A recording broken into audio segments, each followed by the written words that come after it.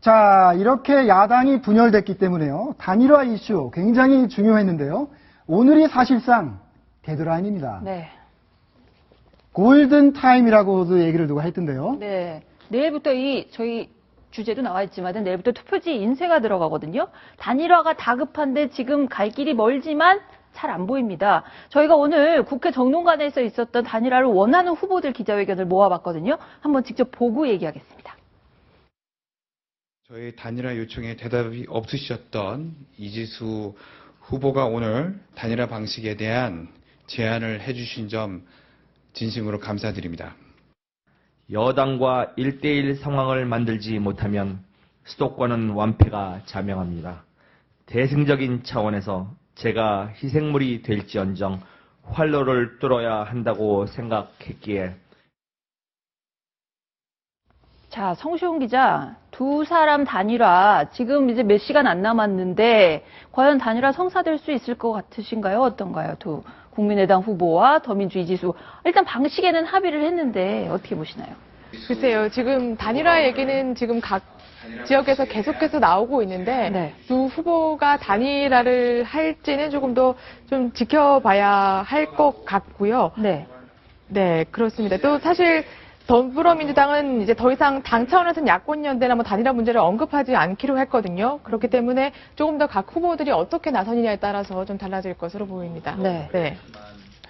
이 단일화를 내일까지 못하면은요, 투표용지가 이제 인쇄가 되기 때문에 인쇄가 되면 그 후보자 옆에 내일까지 단일화가 되면 후보자 옆에 사퇴한 후보에게는 사퇴라고 이제 빨간 글씨가 표시가 되는데요. 네. 내일 이후에 단일화를 하게 되면 이 사퇴라는 글씨가 없고 이 선거를 하는 투표하는 장 앞에 누구는 사퇴했습니다. 이제 이런 안내문만 표시를 할 수 있기 때문에 단일화 효과를 누리기 위해서는 사퇴라는 문구가 들어갈 수 있는 내일까지 꼭 해야 된다. 이런 절박함이 있는데 그런데 이제 지금까지는 뭐 단일화에 대한 논의가 활발하게 이루어지는 것 같지는 않습니다. 네, 구장훈 차장님. 네. 근데 여기 중구 성동을 지역구로 한번 봅시다. 네. 지금 새누리당의 지상욱 후보가 42%로 앞서가고 있고요. 네. 이 두 분의 지지율을 지금 합해도 네. 지상욱 후보한테 지는 거 아닌가요? 그러니까 이제 그 야당 후보들이 단일화를 하려고 요구하는 이유는요. 단순 합 플러스 시너지가 있을 거라고 보는 겁니다. 시너지. 예. 그러니까 지금은 일여 다야 구도기 때문에 실망한 후보들이 무응답층으로 빠져 있을 가능성이 높은데 여야 1대1 맞대결 구도가 성사가 되면 이제 내가 투표를 하면 내가 야당 후보를 찍어주면 여당 후보를 이길 수도 있겠구나. 이런 시너지를 기대하기 때문에 야권 후보 단일화에 굉장히 이제 목을 메고 있는 거거든요. 네. 그런데 이제 후보들은 그런데 정작 그 당을 이끌고 있는 당대표들은 굉장히 한산하지 않습니까? 네. 그래서 이제 그런데 실제로 보면은 단일화를 하게 되면은 저렇게 시너지 효과가 나는 경우도 있지만 대부분은 실제 두 사람 표를 합한 거에 한 7, 80% 분이 따라오지 않습니다. 즉 다시 말하면 자기가 지지하지 않는 사람이 단일 후보로 됐을 경우에 상당수는 따라오지 않는다. 그러니까 지금 선거구 같은 경우에는 실제 단일화 하더라도 여당 후보를 좀 이기기 어려운 곳이다. 다른 곳은 상당히 두 개를 합치면은 즉 더불어민주당하고 국민의당 후보의 지지율을 합치면은 오히려 새누리당을 앞서는 곳이 많거든요. 그런 곳에서 단일화를 이루어야만 이런 구도를 바꿀 수가 있다고 볼 수 있습니다. 네, 단일화의 골든타임이 이제 지나가고 있습니다. 오늘이 지나면 좀 어려워질 것 같은데요. 어쨌든 안철수 국민의당 대표가 자기 당을 꾸려서 대선에 도전해보겠다는 의지가 너무 강한 것 같아요. 그래서 더불어민주당도 이제 포기한 거 아닌가 싶습니다. 단일화, 물 건너가는 단일화. 두 당의 대표들이 지금 어떻게 입장을 정리하고 있는지 한번 보겠습니다. 국민의당 후보가 더 확장성이 있습니다.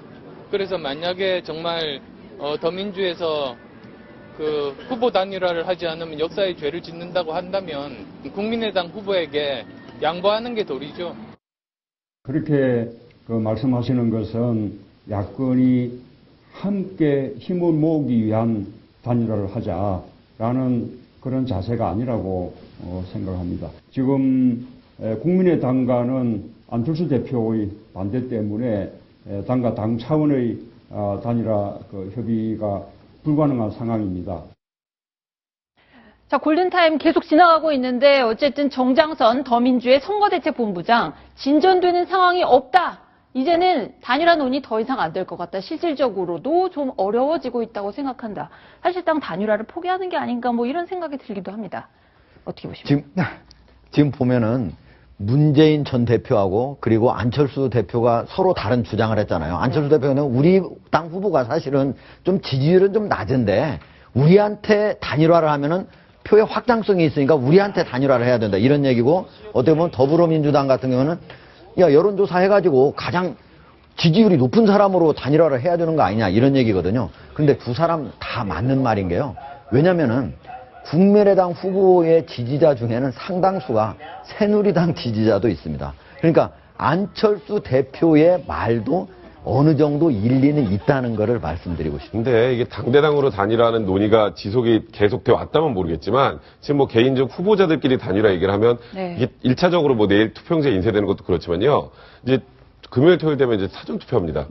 사전 투표를 한 이후는 말 그대로 단일화의 의미가 없거든요. 그럼 남은 시간이 기껏해야 며칠 안 돼요. 그러니까 지금 당대당이 아니라 후보자 개별적으로 하게 되면 최소한 여론조사를 통해서 한다고 해도 여론조사하면 그 결과 보고 하는데 또 하루 이틀 걸린단 말이에요. 그러다 보니까 지금 이제 더불어민주당에서도 그렇고 국민의당에서도 그렇고 이제 사실상은 단일화가 현실적으로 불가능한 게 아니냐는 얘기가 나오고 있는 겁니다. 네, 저희 오늘 패널들의 생각도 좀 다른 것 같은데요. 야권 단일화 원하는 분도 많았고 겁내는 분도 많았던 것 같은데 어쨌든 이제 골든타임을 지나고 있는 것 같습니다. 자, 그럼 여기서 다음 순위 확인하겠습니다.